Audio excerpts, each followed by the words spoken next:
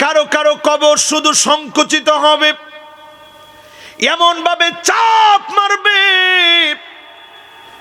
ডানের হাড় গুলা বাম দিকে চলে আসবে, বামের হাড় গুলা ডান দিকে চলে আসবে। ব্যক্তি সেদিন চিৎকার করে কাঁদবে, ফায়াসিহু সাইহাতান। কবরের চাপ এত শক্তিশালী হবে, গরু বেঁধে রাখছেন, গরু দড়ি ছিঁড়ে চলে গেছে, ছাগল দড়ি ছিঁড়ে চলে গেছে, শুধুমাত্র শুনতে পারে না দুইটা সৃষ্টি, একটার নাম মানুষ আর আরেকটার নাম হলো জিন। আল্লাহ রাব্বুল আলামিন আয়াতের ভিতরে বলেন,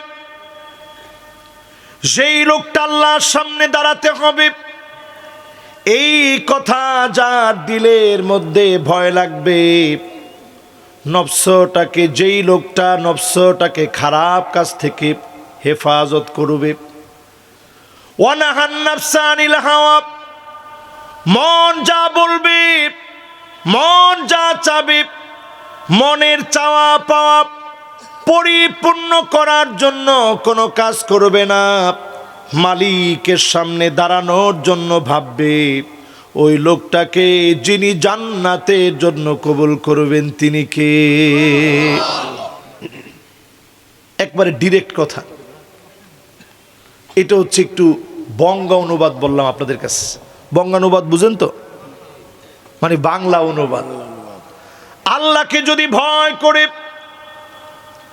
নফসটাকে যদি কন্ট্রোল করা যায়, নিজের হাওয়ার অনুসরণ না করে, প্রবৃত্তির অনুসরণ না করে, মনের চাহিদা অনুযায়ী না চলে যদি মালিকের সামনে দাঁড়াবেন এই ভয় নিয়ে চলেন, আল্লাহ পাক রেজাল্ট জানায় দিচ্ছেন, ফাইন্নাল জান্নাতা হিয়াল মাওয়া। জান্নাত তার ঠিকানা হবে। জান্নাত কার ঠিকানা হবে? জান্নাত আমার আপনার ঠিকানা হবে। শুধু আল্লাহর সামনে দাঁড়ানোকে ভয় করেন, সেদিন মালিকের সামনে দাঁড়ানো লাগবে, যার সামনে জবাব দেওয়া লাগবে তিনি কে? সেদিন কি টেবিলের নিচে দিয়ে কিছু চলবে? বলেন তো দেখি, তাফসীর চলতেছে কোন সূরা থেকে? মাশাআল্লাহ, দুইটা আয়াতের তাফসীর আজকে হবে, 40 এবং 41। বলেন 40 এবং 41, কয়টা আয়াতের তাফসীর হবে? দুইটা। আল্লাহ রাব্বুল আলামিন আল্লাহর ভয়ের কথা বললেন, আল্লাহর সামনে দাঁড়ানোর কথা, ভয় করার কথা শোনায় দিলেন। এই ভয় যদি আমার ভিতর চলে আসে, আমলের ভিতরে পরিবর্তন চলে আসবে। দাঁড়াইতে হবে আমার মালিকের সামনে। সেই দাঁড়ানো সাধারণ দাঁড়ানো হবে না। ওয়ানুসিবা লাহু লিওয়াউন ইয়াউমাল কিয়ামাহ, কারো কারো গর্দানের ভিতরে আল্লাহ অপরাধের লিস্টি টানায় দিবেন। কয়টা মিথ্যাচার করেছ, কার কার উপরে জুলুম করেছ, সব যিনি গর্দানের উপরে সেদিন লটকায় দিবেন তিনি কে?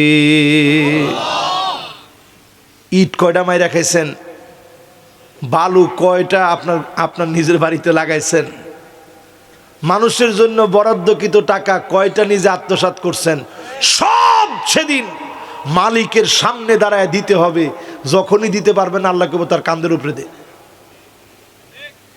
ঠিক কয় না? ঠিক তো এখনো বলে না। চিন্তা করেন আপনি কয়শো বস্তা নিবেন। এমন কোন প্রজেক্ট নাই আমাদের দেশে যেটার ভিতরে চুরি চামারি হয় না। যেই বাজেট আমাদের দেশে পাস হয়, একটা টাকা দিয়া 3টা করা যেত যদি আমরা সৎ হইতে পারতাম, ঠিক কিনা বল? সেই কিয়ামতের দিন টেবিলের নিচ দিয়ে কোনো লেনদেন চলবে না। মিলউল আরদি যাহাবান ওয়ালা বিফতাদা বিহি, যদি গোটা দুনিয়াটা স্বর্ণ দিয়ে পেঁচে মালিকের সামনে হাদিয়া করে দেন। ফেরেশতাদেরকে বলেন, ফেরেশতারা রে, গোটা দুনিয়া স্বর্ণ দিয়ে বাঁধাই করে দিয়ে দিলাম, একটা মুহূর্তের আযাব লাঘব করে দেন। এক মুহূর্তের আযাব লাঘব হবে না। সেই দিনটাকে যদি ভয় করে সাহাবায়ে কেরামের মতো ধন্য হবেন, ঠিক কিনা বলে? হযরত ওমরের জীবনী খুলে দেখেন। হযরত ওমর অর্ধটা পৃথিবী শাসন করেছেন,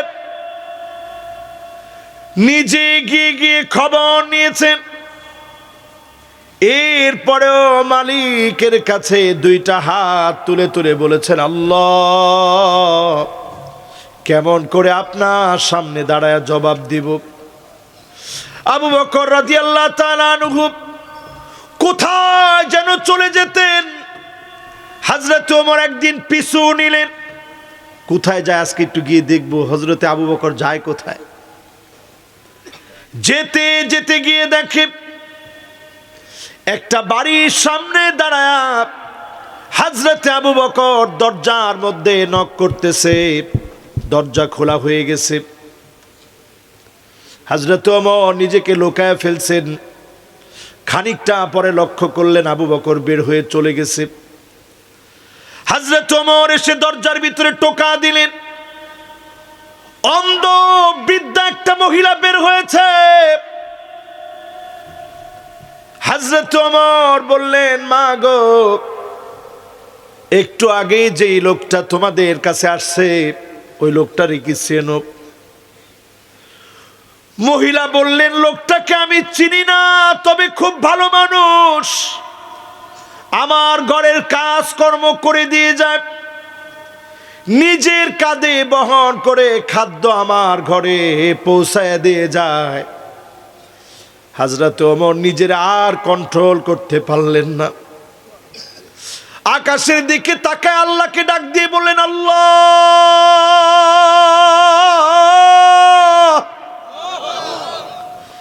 আবু বকর বড় কঠিন করে দিয়ে গেল। ক্ষুধার্ত একজন অন্ধ মহিলা কি খাবে তার খবর পর্যন্ত নিলেন। আমি আপনিও আজকে নেতা হয়েছি, জনগণ ততক্ষণ কাজে লাগে ভোটের আগ পর্যন্ত, এরপরে কোনো দিনের জন্য খবর নেওয়া দায়িত্ব মনে করি না, ঠিক কিনা বলে? আপনারা কি আমার কথার সাথে একমত? দায়িত্ব যখন দেওয়া হতো সাহাবায়ে কেরাম পাহাড়ের উপরে চলে যেতেন পালায়া। কেন আমাকে দায়িত্ব দিলেন, কেমনে আমি পালন করব? দায়িত্ব পেয়েছিলেন আবু উবাইদা ইবনুল জাররাহ। নাম শুনছেন? কে কে শুনছেন হাত তুলেন তো দেখি। দেখি হাতগুলো উঠায় রাখেন, একটু গনি আমি রাখেন। 1 2 3 4 5 6 7 8 9 10 11 12 13 14 15 16 17 18 19 20 21 22। অনেক লোক, মাশাআল্লাহ, লিল্লাহি তাকবীর। কেউ কি বলতে পারেন ওনার উপাধি কি? যদি এটা বলতে পারেন আপনার হাদিয়াস। ঠিক আছে, বলতে পারেন না, তাহলে আজকে শুনেন। ওনার উপাধি হচ্ছে আমিনু হাযিহিল উম্মাহ। বলেন কি? এবার বলেন সাহাবীর উপাধি কি? এই উম্মতের সবচেয়ে নিরাপদ আমানতদার ব্যক্তি আবু উবাইদা ইবনুল জাররাহ। জোরে কোন আল্লাহু আকবার। এই বছর আমি নিজে ওনার কবরের কাছে গিয়েছি। এখনো পর্যন্ত কবরের মধ্যে একটা ছিদ্র করে দেওয়া আছে, কেমন যেন একটা সুঘ্রাণ এখনো নাকে লাগে। আমি নিজে এই বছর গেছি জর্ডানে। এ কথাটা কোনো মাহফিলে বলি না। কেন? কারণ কে আবার কিভাবে মনে করেন, কিন্তু পরে চিন্তা করলাম যে না, এটা বলা দরকার। কেন এই সাহাবীর দাম এত বেশি হলো? এমন নিরাপদ, এমন আমানতদার ছিলেন তিনি। হযরত ওমর যখন ওনাকে গভর্নর বানাইলেন, পুরা শামের গভর্নর হয়ে যখন তিনি গেলেন, কত বড় পাওয়ারফুল গভর্নর চিন্তা করেন। জর্ডান, লেবানন, সিরিয়া, এমনকি জর্ডান, লেবানন, সিরিয়া, ফিলিস্তিন, এই পুরা অঞ্চলের গভর্নর বানায় পাঠায় দিলেন ওনাকে। ঠিক জর্ডানে যখন ওমর রাদিয়াল্লাহু তাআলা আনহু পৌঁছাইলেন, আবু উবাইদা ইবনুল জাররাহ তখন সেখানে থাকেন। হযরত ওমর আবু উবাইদার ঘর দেখার জন্য যাবেন, টাকা দিয়ে কি বিশাল প্রাসাদ তৈরি করে ফেলেছে নাকি। হযরত ওমরকে বললেন, চলেন আমার ঘর দেখায় নিয়ে আসি। হযরত ওমর শহর পেরিয়ে একটা জীর্ণ শীর্ণ জায়গায় গেলেন। আবু উবাইদা বললেন, খলিফাতুল মুসলিমিন, এটাই আমার বাড়ি, এটাই আমার ঘর। হযরত ওমরকে বসতে দেওয়ার মতো কোনো চেয়ার নাই, বসতে দেওয়ার মতো কোনো অবস্থাই নাই। বড় আফসোস করে বললেন, কি দিয়ে আপনার মেহমানদারি করব, এমন কিছু তো আমার কাছে নাই। একটা গ্লাসের ভিতরে রুটি ভিজানো পানি নিয়ে হাজির হলেন। হযরত ওমর দেখা মাত্র চোখের পানিগুলা ঝরঝর করে ছেড়ে দিলেন। বললেন, আবু উবাইদা, রুটি কেন পানিতে ভিজায় রেখেছ? তিনি বললেন, রুটিটা শক্ত হয়ে গিয়েছিল, পানির ভিতরে ভিজিয়ে রেখেছি, শক্ত রুটি খেতে সময় লেগে যাবে, পানির ভিতরে ভিজিয়ে রেখেছি। রুটি খেতে গিয়ে রাষ্ট্রীয় কাজে সামান্য সময় যেন ব্যয় না হয়, এজন্য রুটি পানির ভিতরে ভিজিয়ে খেয়েছি। বলেন আল্লাহু আকবার। এরা হচ্ছে আমাদের নেতা। কিসের পিছনে এখন আপনি ঘুরেন, কিসের পিছনে আপনি হাঁটেন? হযরত ওমর অবাক হয়ে গেছে, আল্লাহর কাছে দুইটা হাত তুলে দোয়া করেছে, আল্লাহ, এমন নিরাপদ ব্যক্তি যে ওমরের শাসন আমলে আছে, সেই শাসন আমলে ওমরের চিন্তা করা লাগবে না। বলেন আল্লাহু আকবার। এখন আসেনি এরকম, আবার কয় আছে, ধরবেন আছে। এবার আমার ভাইরা দ্বিতীয় অংশে চলেন। যার সামনে দাঁড়ানো লাগবে তিনি কে? আওয়াজ করে মালিককে ডাক দিয়ে বলেন কে? আরো মহব্বত নিয়ে বলেন কে? এবার একটু মিলাই দিয়ে আপনারে আল্লাহ কত বড়, হিসাবটা কত বড় হবে শুনবেন। আরে কথা কয় না, শুনবেন? চাটা কই দাও, তাড়াতাড়ি দাও। এই দেখেন দেখেন দেখেন, দেখানোর জন্য, চা খাওয়ার জন্য না। না না না, চা খায় সময় নষ্ট করার মতো সময় আমার নাই। ওই মাঝে মাঝে যদি এমনি বেশি খারাপ লাগে তখন খাবো। এই যে দেখছেন এক ফোঁটা পানি, চেয়ারম্যান সাহেব দেখছেন? আপনারা দেখছেন? না না, সবাই দেখেন না, দেখছেন? ধরো ক্যামেরাম্যানটা দেখো, দেখে পরে তোমরা দেখাই দিও।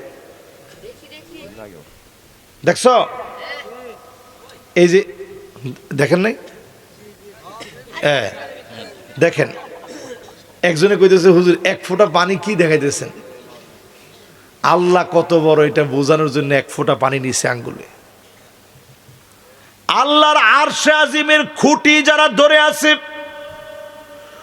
ওই ফেরেশতারা এত বড়, ফেরেশতাদের মালাইকাদের আঙ্গুলের সামনে যদি, এই নখের সামনে যদি সারা পৃথিবীর যত সমুদ্র, মহাসমুদ্র, নদী, নালা, খাল, বিল, পুকুরগুলো আছে, সব পানিগুলো যদি রেখে দেওয়া হয়, ফেরেশতাদের আঙ্গুলের সামনে এক ফোঁটা পানির মতো হবে। আঙ্গুল থেকে তখনও গড়ায়া গড়ায়া পড়বে না। জোরে কোন আল্লাহু আকবার। পানি পড়ছে আমার আঙ্গুল থেকে? পড়ে নেই, এখনো পড়ে নেই। কারণটা কি? আঙ্গুলটা, এই নখটা পানির চাইতে বড় হওয়াতে এটা স্থির আছে, ঠিক না? তাহলে এবার চিন্তা করেন ফেরেশতারা কত বড়। আল্লাহর আরশে আজিম যেই ফেরেশতা ধরে আছে, খুঁটিগুলো ধরে থাকবেন, এত বড় হবে। খুঁটি বহনকারী ফেরেশতারা এত বড় হবেন, এত বিশাল হবে। আঙ্গুলের সামনে যদি 7 আকাশ 7 জমিন, এই সৃষ্টিগুলা নিয়ে ভাবেন, সমুদ্র নিয়ে ভাবেন, সমুদ্রের পানিগুলা যদি রেখে দেন, আঙ্গুল থেকে গড়ায়া পড়বে না। এত বড় যিনি ফেরেশতাদেরকে বানাইছেন তিনি কে? এবার আসেন মালাকুল মউত। মালাকুল মউত শুনছেন? মালাকুল মউত কে? আপনারা কোন? আজরাইল। আসলে নাম হচ্ছে মালাকুল মউত। নাম কি? আবার বলেন কি নাম? মালাকুল মউত কত বড়? মালাকুল মউতের সামনে 7 আকাশ আর 7 জমিন পুরাটা যদি রেখে দেওয়া হয়, একটা থালা একটা প্লেটের সমান হবে। মালাকুল মউত এত বড়, তার সামনে একটা প্লেটের মতো। জোরে কোন আল্লাহু আকবার। চিন্তা করেন, আমরা যখন খানা খাই, আজকে যখন খানা খাইছি, সবাই দেওয়ার জন্য অস্থির হয়ে গেছে, হুজুর একটু মুরগি দিই। আমি বললাম না, একটা একটা করে খাই। হুজুর একটু গোশত দিই, না একটা একটা করে খাই। হুজুর একটু আলুর ঘাটি দিই, বললাম হ্যাঁ আলুর ঘাটিটা প্রথম থেকে শেষ পর্যন্ত দিতে থাকেন, কারণ এটা ছাড়া তো আর খাওয়া নাই আজকে আমার, কারণ এটা এত স্বাদ লাগে আমার কাছে, এটা দিতে থাকেন। কিন্তু গোশত টোস্ত বেশি দেওয়া দরকার নাই, এগুলো তো সব জায়গাতেই খাওয়ায়, ঠিক কিনা বলেন? আলুর ঘাটিটা খাইছি ভালোভাবে, বগুড়ার ঐতিহ্যবাহী না। এবার চিন্তা করেন, এই যে খানাগুলা খাইতেছে, আমার কোনো অসুবিধা হয়েছে? মালাকুল মউতের সামনে একটা প্লেটের মতো। তাহলে চিন্তা করেন মালাকুল মউত কত বড়। এই যে মানুষগুলা মারা যাচ্ছে, প্রতিনিয়ত মারা যাচ্ছে, মালাকুল মউত মোটেও ক্লান্ত হচ্ছে না। মালাকুল মউতকে এই শক্তি যিনি দিয়েছেন তিনি কে? এবার একটু আল্লাহ কত বড় একটু বোঝানোর জন্য আপনাদের বুঝাই। প্রথম আকাশ, কয়টা আকাশ আছে? আওয়াজ করে বলেন কয়টা? জোরে বলেন কয়টা? বর্তমান পৃথিবীর বিজ্ঞান বলে প্রথম আকাশটা আনুমানিক, মানে নির্দিষ্ট করে বলতে পারে না, বলে আনুমানিক, অনুমান ভিত্তিক। তারা বলে 6.5 ট্রিলিয়ন কিলোমিটার, লক্ষ কোটি, এরপরে বিলিয়ন, এরপরে ট্রিলিয়ন, 6.5 ট্রিলিয়ন কিলোমিটার বড় হচ্ছে প্রথম আকাশটা। জোরে কোন আল্লাহু আকবার। এরপরে দ্বিতীয় আকাশটা 130,000 আলোকবর্ষ। জোরে একটু আল্লাহু আকবার কত দেখি, কত হাজার আলোকবর্ষ? 1 আলোকবর্ষ সমান সমান 9.5 ট্রিলিয়ন কিলোমিটার। শূন্য স্থানে আলোর বেগ থাকে প্রতি সেকেন্ডে 3 লক্ষ কিলোমিটার যেতে পারে। 1 সেকেন্ডে শূন্য স্থানে আলো 3 লক্ষ কিলোমিটার যেতে পারে। জোরে কোন আল্লাহু আকবার। ঢাকা থেকে বগুড়া কত কিলো? ওরা 250 না, আপনি 300ই ধরেন, 230 কিলোমিটার ধরেন। আর আলো 1 সেকেন্ডে যেতে পারে 3 লক্ষ কিলোমিটার। জোরে করে আল্লাহু আকবার। তাহলে চিন্তা করেন 1000 আলোকবর্ষ মানে কি? 130,000 আলোকবর্ষ। এই বিরাট জগৎ যিনি সাজায় রাখছেন তিনি কে? এরপরে যদি আপনি 3 নাম্বার আকাশে যান, খেয়াল আছে তো? না মনে হয় নাই। 1 2 3 খেয়াল আছে? কয় নাম্বার আকাশ? 3 নাম্বার আকাশে যখন যাবেন অবাক হয়ে যাবেন। এর বিস্তার হচ্ছে 2 মিলিয়ন আলোকবর্ষ। 1 মিলিয়ন সমান সমান কত? এই ইউটিউবাররা কও 10 লাখ। তাহলে 2 মিলিয়ন মানে কি? 20 লাখ আলোকবর্ষ। জোরে কোন আল্লাহু আকবার। এবার যদি চতুর্থ আকাশে চলে যান, 100 মিলিয়ন আলোকবর্ষ। 1 সেকেন্ডে যদি আলো 3 লক্ষ কিলোমিটার যায়, তাহলে এবার চিন্তা করতে পারেন 100 মিলিয়ন আলোকবর্ষ মানে কি। এরপরে যদি আপনি পঞ্চম আকাশে যান, 1 বিলিয়ন আলোকবর্ষ। মিলিয়ন না, 1 বিলিয়ন। এরপরে যদি ষষ্ঠ আকাশে যান, আপনি অবাক হয়ে যাবেন, 20 বিলিয়ন আলোকবর্ষ। জোরে কোন আল্লাহু আকবার। এবার যদি সপ্তম আকাশে যান, বিজ্ঞান বলছে এটার কোনো জ্ঞান আমাদের নাই। আমাদের কাছে মনে হয় সপ্তম আকাশটা আনলিমিটেড, যার কোনো সীমা পরিসীমা নাই। এত বড় সপ্তম আকাশেরও যিনি মালিক তিনি কে? এবার ওই যে আয়াত বলেছিলাম, ফাইনাল জান্নাতা হিয়াল মাওয়া। আল্লাহকে যারা ভয় করবেন, নফসকে যারা কন্ট্রোল করবেন, জান্নাত তাদের জায়গা হবে। সেই জান্নাত কত উপরে! ষষ্ঠ আকাশে যখন যাবে, একটা গাছের শিকড় আপনি পাবেন। ষষ্ঠ আকাশে গেলে শিকড়টা চোখে পড়বে। কত আকাশে গেলে? আরো জোরে, জোর হলো না। ষষ্ঠ আকাশে গেলে শিকড় পড়বে। আমাদের গাছের শিকড় আছে না? গাছের ডাল উপরে না শিকড় উপরে? শিকড় কই থাকে? ষষ্ঠ আকাশে গেলে শিকড় পাবেন। সপ্তম আকাশে গিয়ে ডালপালা পাবেন।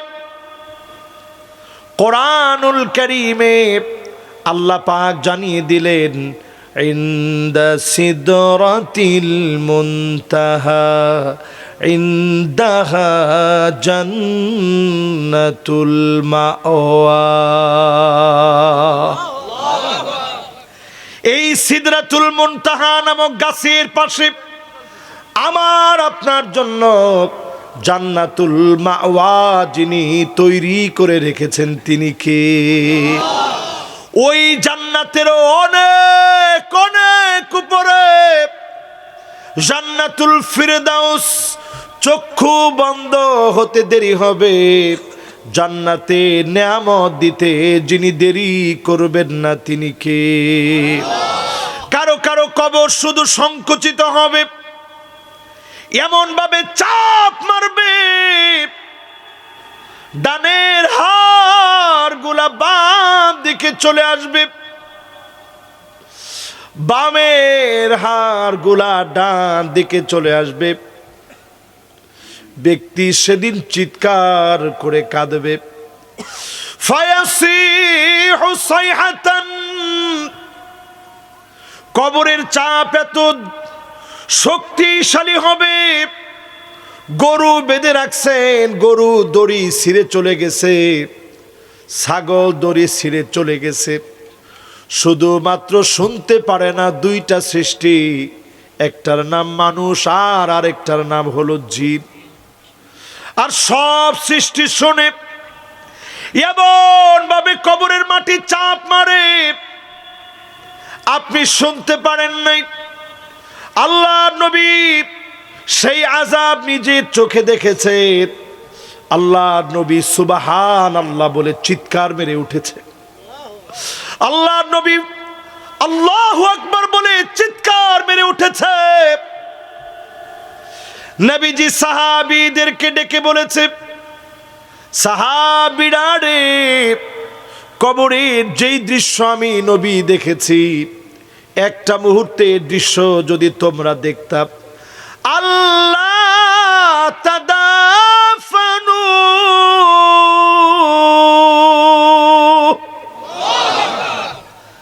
দাফন কাফনের কথা মনে রাখতা না, সব তোমরা ভুলে যেতাম।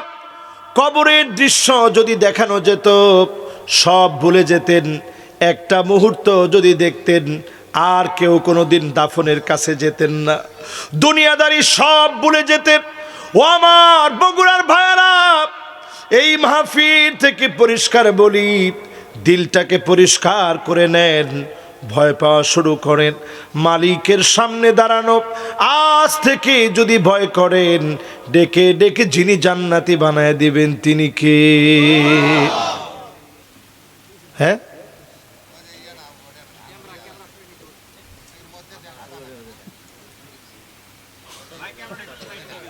বাজান ক্যামেরা ট্যামেরা সরান, আসেন, শ্রোতা দেখতে হবে আগে, এদিকে আনেন বাজান, একটু সরাই দেন বাজান, কি করবেন কোন? বগুড়ার লোক।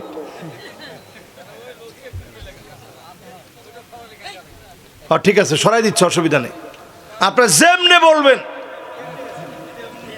কিন্তু মিডিয়ার দরকার আছে না নাই? এই ছেলেগুলা কোত্থেকে আসছে আপনারা জানেন? সমগ্র বাংলাদেশের ছেলে পেলে এখানে ছুটে আস। আপনার টাকা দিয়ে আনতে পারবেন এতগুলো ক্যামেরা? একটা যদি আপনি 1000 টাকা করে দেন, কত টাকা লাগবে চিন্তা করেন। 1000 টাকা দিলে এই ছেলেরা আসবে। চেহারা দেখছেন এক একজনের? ওদের বাড়িতে গেলে দেখবেন ডুপ্লেক্স বিলা।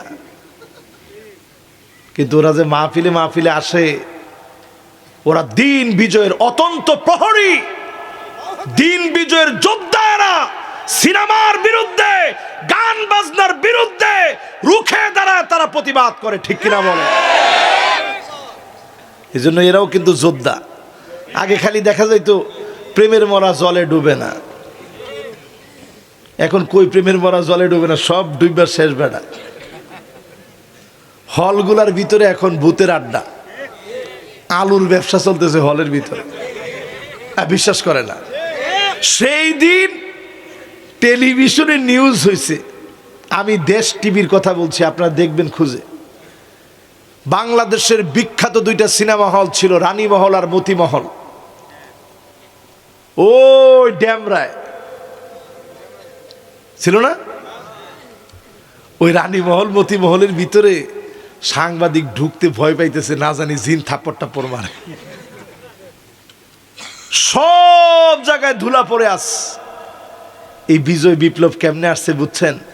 এই সমস্ত ছেলেগুলো এক একটা ক্যামেরা কিনে সামাজিক যোগাযোগ মাধ্যমকে হাতিয়ার বানিয়ে মানুষের অধিকার আদায়ের জন্য, ইসলাম প্রতিষ্ঠার জন্য তারা রাস্তায় রাস্তায় নেমে পড়েছে, ঠিক কিনা বলে?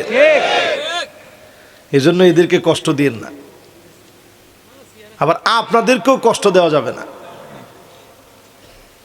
আপনারাও সুখে থাকেন, আমরা সবাই সুখে থাকি।